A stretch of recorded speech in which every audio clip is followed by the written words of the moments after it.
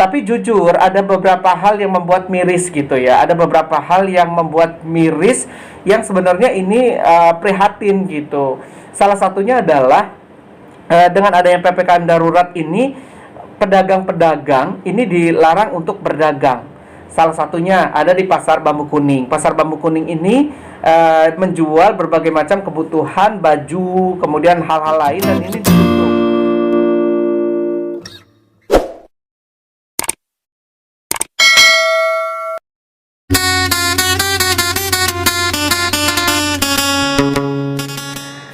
Assalamualaikum warahmatullahi wabarakatuh. Apa kabar sahabat Medi? Mudah-mudahan semua dalam keadaan sehat walafiat ya. Ketemu lagi bareng saya Medi Carlo dalam acara Anjau Silau, dan kali ini dalam segmen Sisi Lain. Nah, sahabat Medi, kita tahu bahwa virus corona ini hampir 2 tahun melanda Indonesia, dan ya kita tahu juga dunia saat ini tengah terwabah oleh virus corona ini. Bahkan pemerintah ini melakukan PPKM darurat dari tanggal 3 Juli sampai 20 Juli 2021. Banyak hal-hal yang dibatasi. Salah satunya juga adalah para pedagang yang memang kita tahu bahwa mereka dilarang untuk berdagang dan lain-lain, atau juga untuk yang rumah makan ini mereka harus take away, artinya nggak boleh makan di tempat. Nah, sebelum kita lanjutkan, jangan lupa like, comment, subscribe, dan share video ini dalam acara Anjau Silau. Sahabat Medi, ternyata imbas dari PPKM darurat ini di Lampung pun ternyata terkena imbasnya, karena memang Lampung dikenal dengan salah satu daerah yang rawan penyebaran COVID-19-nya, khususnya di Kota Bandar Lampung dan Kota Metro yang sempat masuk zona merah penyebaran COVID. Akhirnya pemerintah pusat melalui Satgas COVID-19 menginstruksikan kepada Kota Bandar Lampung dan juga Kota Metro untuk melaksanakan PPKM mandiri.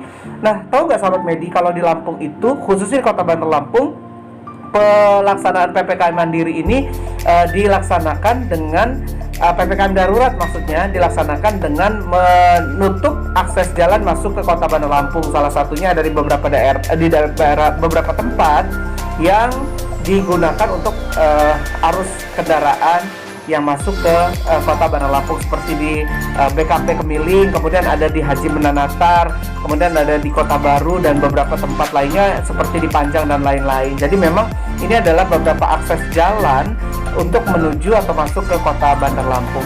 Sebenarnya ini ada imbas positifnya juga, karena setelah adanya PPKM darurat yang dilaksanakan di Kota Bandar Lampung ini, khususnya penyebaran COVID-19 agak melandai dari zona merah masuk ke zona orange. Tapi memang diimbau untuk masyarakat tidak lengah dengan hal ini, dan tentunya kita tidak boleh abai dengan protokol kesehatan. Salah satunya memakai masker, menjaga jarak, mencuci tangan dengan air mengalir dan menggunakan sabun, dilarang berkerumun, dan mengurangi mobilitas gitu. Itu tetap dilaksanakan.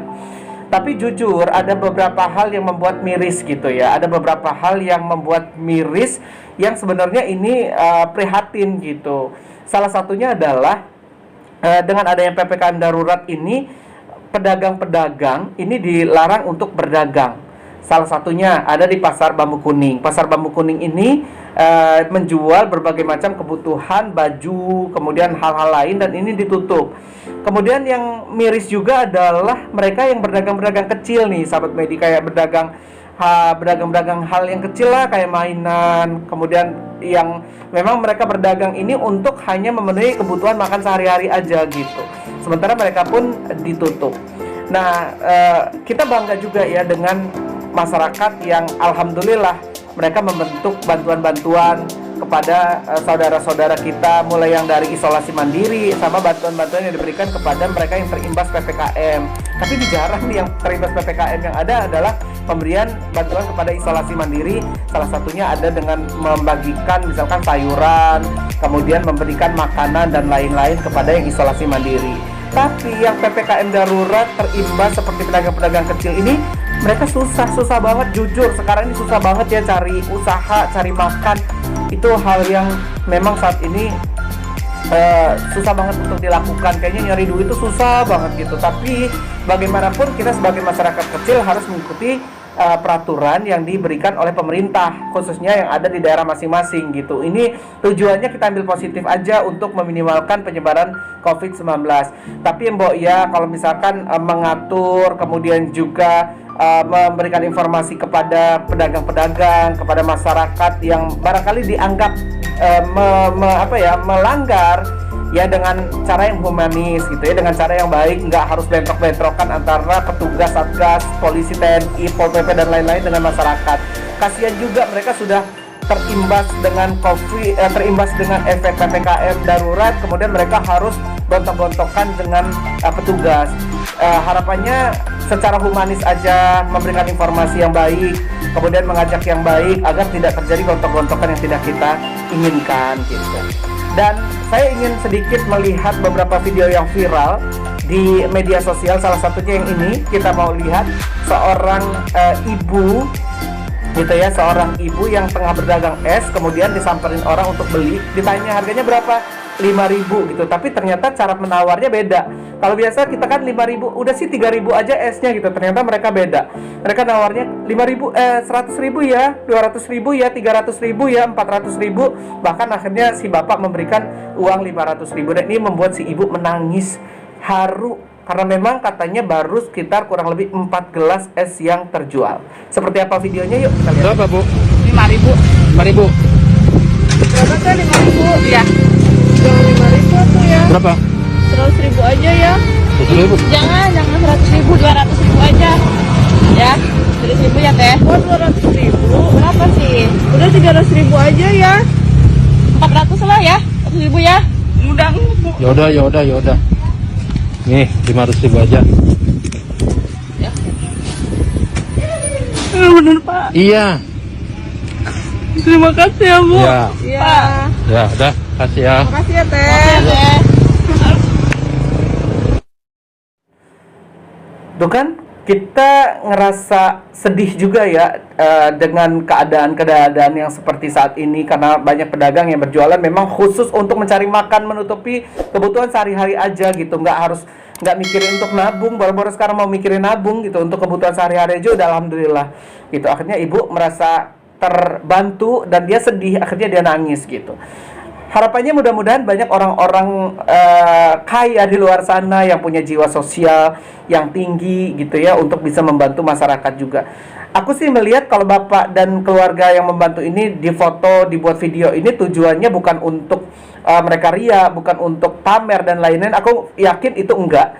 Mereka lebih ke bagaimana caranya edukasi kepada masyarakat untuk ayo dong, kita yang punya uang berlebih barangkali, punya kemampuan, yuk bantu mereka yang kurang mampu, yang kurang baik gitu ya, nasibnya atau keberuntungannya dibandingkan dengan kita gitu. Ayo kita bantu, nggak harus besar tapi seenggaknya itu bisa bermanfaat untuk mereka.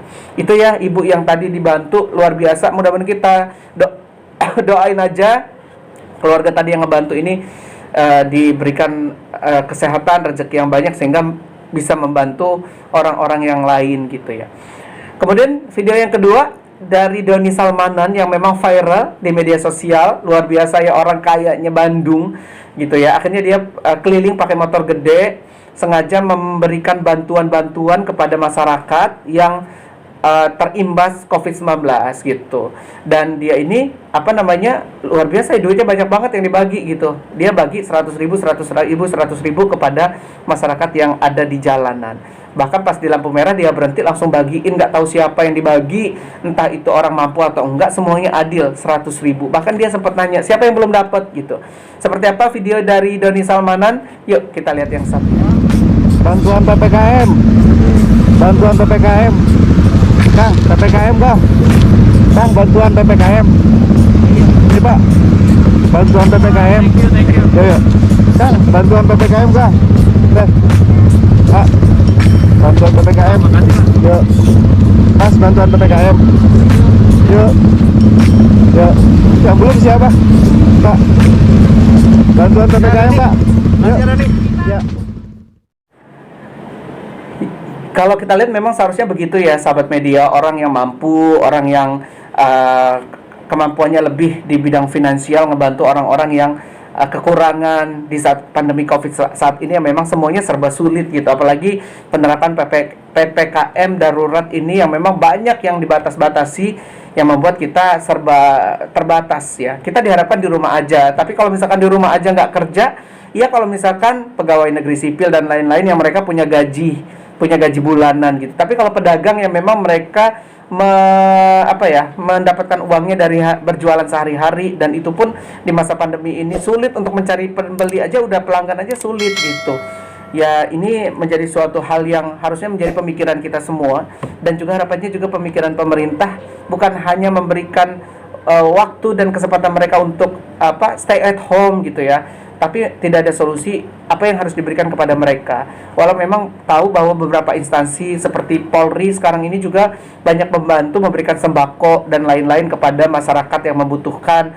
Bahkan mobil patroli pun disulap menjadi mobil sayur untuk membagikan sayur-sayuran, dan ada juga orang-orang yang membantu dengan kayak misalkan membantu yang isolasi mandiri, kayak kasih makanan, kemudian sayur-sayuran dan lain-lain gitu. Ini juga bagus gitu untuk membantu yang membutuhkan. Jadi kalau kita pikir sahabat Medi, bantuan itu bukan hanya sekedar yang besar. Kita saya nggak bisa bantu nih, saya nggak bisa kasih yang banyak, ya kita kasih yang sedikit aja dulu gitu. Karena kalau kita nunggu mau kasih yang besar, ya kapan waktunya? Nah, kita kasih yang sedikit, yang kita mampu, yang kita punya.